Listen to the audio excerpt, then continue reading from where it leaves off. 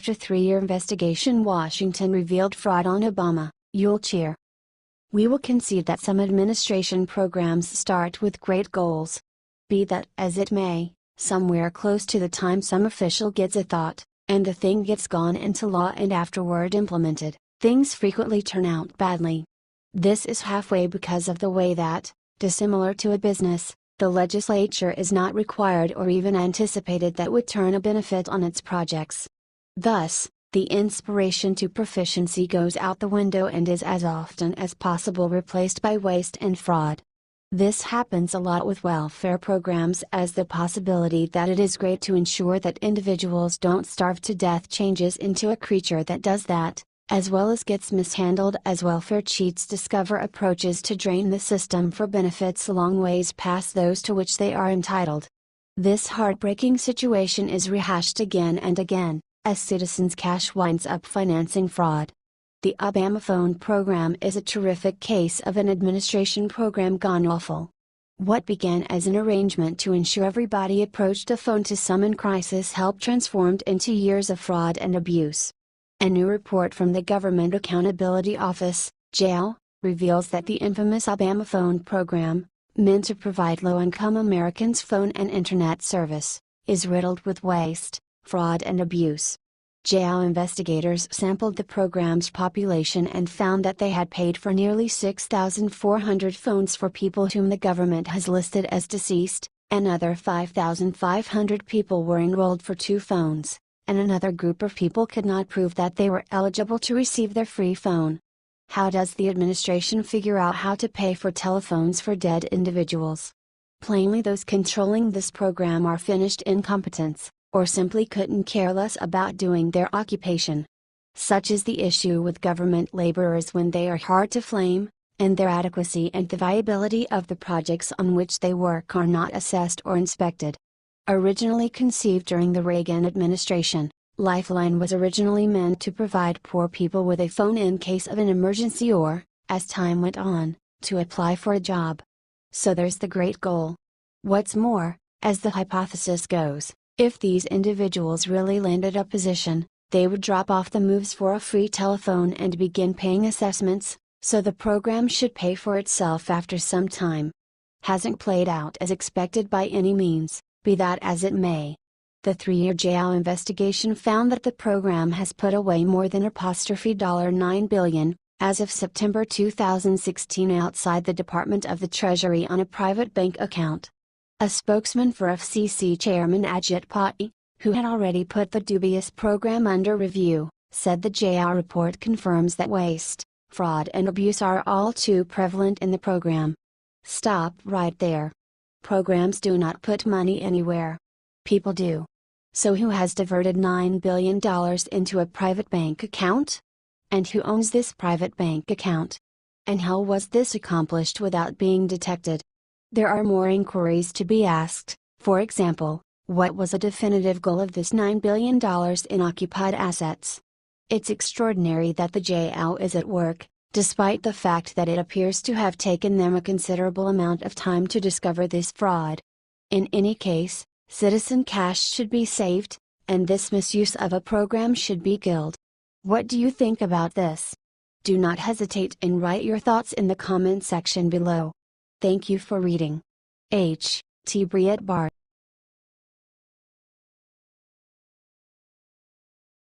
Breaking, Ninth Circuit Court disappoints President, allows illegals right to.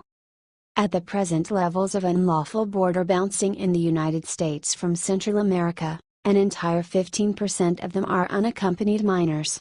These kids are essentially stuck on a truck or transport, headed to the border, sent over into the U.S. with grown-up outsiders and, with a wing and a petition, are accepted to achieve their objective goal.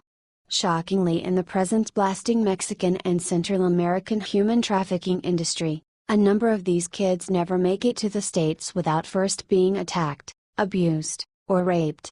Indeed, even the coyotes who are entrusted with getting these mass groups in the deserts close to the border have been known to take a few of these youngsters for their own evil purposes. That being stated, the parents who are sending them on their happy way are not considering the extraordinary peril to their youngsters, and the liberals in control in D.C. are not considering the monstrous costs required in lodging and watching over these starving strays. Enter the quick-talking legal counselors to guarantee this is bypassed. Progressives have quite recently gotten the Ninth Circuit Court of Appeals to concur with them that these kids ought to be conceded American nationals' rights to a hearing. Yes, I'm right, via Washington Examiner. A three-judge panel of the Ninth Circuit Court of Appeals said unanimously that unaccompanied minors, as children who migrate illegally, that are known, have the right to bond hearings that determine whether they can be released until their case is heard in court. The judges said the federal government must follow the terms of a 1997 lawsuit settlement that required bond hearings for minors. Once in custody of the HHS, minors are typically detained for a short period before being allowed to join relatives or other sponsors in the interior of the country, until they have to appear in court. Government lawyers argued those statutes overruled the 1997 settlement, but the appeals court disagreed. The government may appeal the decision to a full panel of the Ninth Circuit, or to the Supreme Court. Yes, I am right, the right to a bail hearing sounds great and is a right that Americans enjoy. Americans being the operative word there. This would be an open and closed issue if these were the citizens we were talking about, but what's happening here is that once again, illegals are given rights that they should not have. The very much contended body of evidence against the allowing of citizenship to unlawful foreigners' kids by virtue of Section 1 of the 14th Amendment has been completely displayed, and a genuine elucidation of the privilege relating just to black freedmen and their kids specifically following the finish of the Civil War is there for the perusing. To give subjects rights to these kids is what might as well be called a heckler's veto, where a man of no specialist is given the heaviness of expert through agreement by an outsider who additionally has no expert. This decision will be tested and crushed by the Supreme Court. The Trump Organization won't trouble with endeavoring to put this through the full Ninth Circuit just in light of the fact that the outcomes will be precisely the same. At any rate, with the Supreme Court, the benefits of the contention in light of the Constitution will be wrangled, rather than a subjective, unsettled issue by politically motivated justices hand-picked by leftists to administer to support them. What do you think about this? Do not hesitate and write your thoughts in the comment section below. Thank you for reading. Yes, I'm right.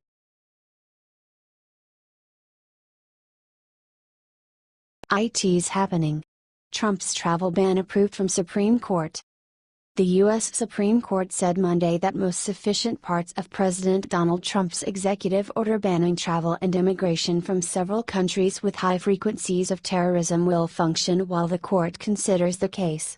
The Supreme Court lifted most of the injunction blocking the president's travel ban, allowing it to be implemented in most instances. Exceptions to the ban would cover individuals with a bona fide relationship with an American citizen. Trump's executive order would ban immigration for 90 days from Iran, Libya, Somalia, Sudan, Syria and Yemen. Trump's order limits travel from 6 countries for 90 days and suspends the refugee program for 120 days, which means that the order will have almost expired before the court gathers to decide if Trump acted within his powers to publish it. The president's temporary travel ban was blocked in May by the Fourth Circuit Court of Appeals, approving a federal judge's decision from March. The Fourth Circuit ruled the order contained vague words of national security, but its context drips with religious intolerance, animus and discrimination. The appeals court based its ruling in large part on Trump's campaign rhetoric as a candidate. The court said, then candidate Trump's campaign statements reveal that on numerous occasions, he expressed anti-Muslim sentiment, and well as his intent, if elected, to ban Muslims from the United States. Acting Solicitor General Jeffrey Wall said the Fourth Circuit failed to adhere to foundational legal rules in its ruling to halt the temporary travel ban. Wall said, the Constitution and acts of Congress confer on the President broad authority to suspend or restrict the entry of aliens outside the United States when he deems it in the nation's interest. The Ninth Circuit Court of Appeals also blocked the executive order, saying that it violated immigration law. What are your thoughts on this? Comment section below.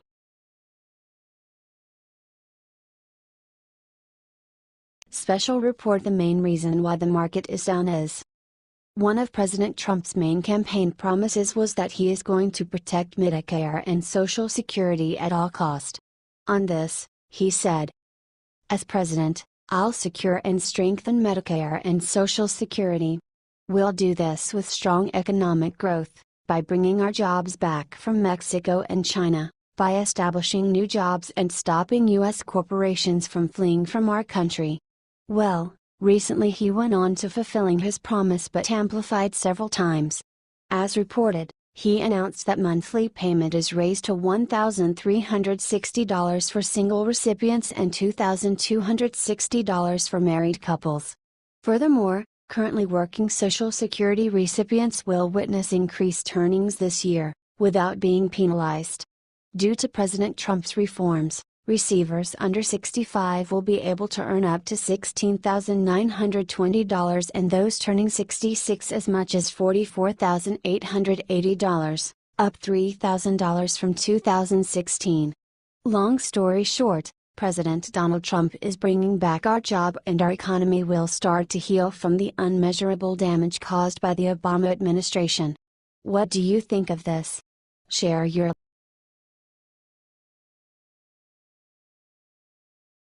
Massive news: the whole nation in shock as Trump did something huge to Obama and his refugees.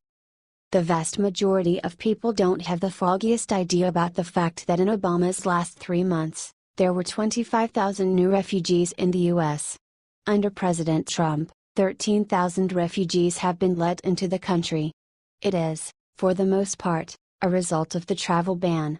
The official travel ban that Trump presented toward the start of the year was the real primary step.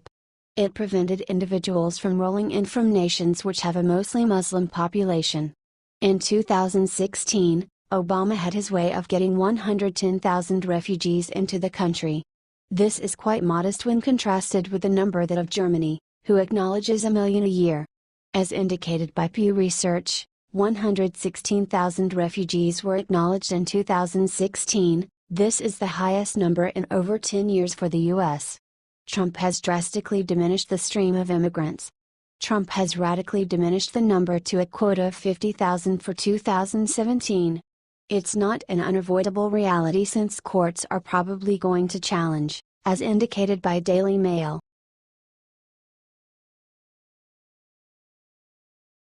It's happening. He is caught sneaking back into the U.S. setting up a secret, private meeting in Washington, D.C. with Nancy Pelosi too. It's evident that individuals, for example, the Clintons, have nearly nothing if any life outside of governmental issues.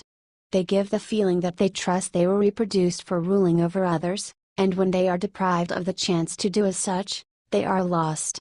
Maybe they don't accept there are any others as meriting power as are they.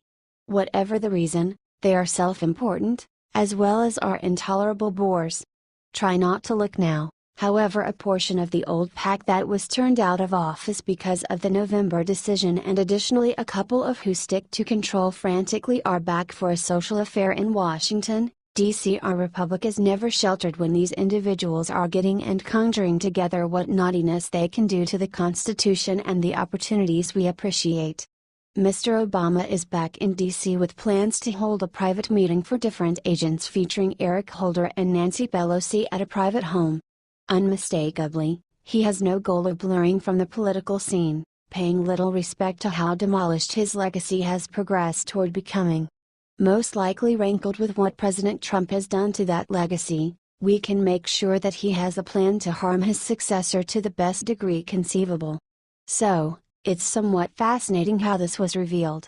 Barack Obama was caught sneaking back into the United States via Alaska, and he is hellbent on getting to Washington, D.C., for a secret meeting that was just uncovered. Reports have confirmed that Eric Holder, the former lawless Attorney General, needs Obama at this clandestine meeting, and it's all about President Donald Trump. That is all extremely unusual, and asks various inquiries. However, the primary one is, what is the reason for this meeting? Obama made a big mistake of trying to sneak back into the United States by way of Alaska, where a woman thrust her baby into his arms, and she snapped a pic. That pic made it to the internet and alerted the Trump camp that Obama was coming back, and now, They know why. We don't know about such an excess of sneaking back routine since venturing out to his home in Washington, D.C. appears an extremely unremarkable occasion. Be that as it may, this still remains an exceptional story, and we've come this far, so we'll chomp. What's this about? Since the jig was up, Obama's people went to CNN to make an announcement. Obama will head the fundraiser for the National Democratic Redistricting Committee, NDRC, at a private home in Washington that will also be attended by House Minority Leader Nancy Pelosi, D. California, and will be hosted by former Attorney General Eric Holder, CNN reported Monday. Notwithstanding the charged explanations behind Mr. Obama's clearly meandering course in getting to Washington, D.C., what's the major ordeal? After further investigation, it is quite a big deal. In fact, this blown secret meeting is the beginning of the former Obama administration's plot to defeat Trump in 2020. The National Democratic Redistricting Committee, NDRC, is what Obama confessed in the past is his main focus, his number one priority. In October 2016, Obama identified the NDRC as its primary political focus following his final term in office. Where he will be most politically engaged will be at the state legislative level, with an eye on redistricting after 2020, White House political director David Simons told Politico. All things considered, at any rate, the motivation behind the meeting bodes well. The thought is to play with the limits in the states, keeping in mind the end goal to get the right blend of voters in each area so as to prevent President Trump from winning in the Electoral College in 2020. Gerrymandering is the term.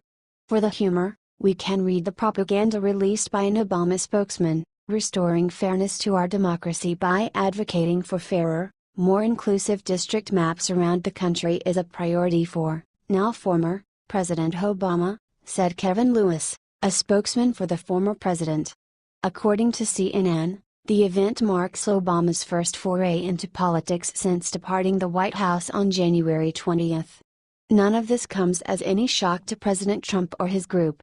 Indeed, they would need to be express political bozos not to expect this. Also, if Donald Trump is as proactive as he has turned out to be, he as of now has his kin taking a shot at this. Mr. Obama has a gigantic measured sense of self, so obviously, he will endeavor to accomplish an overwhelming picture. This is not to state he is without impact or ought to be disregarded.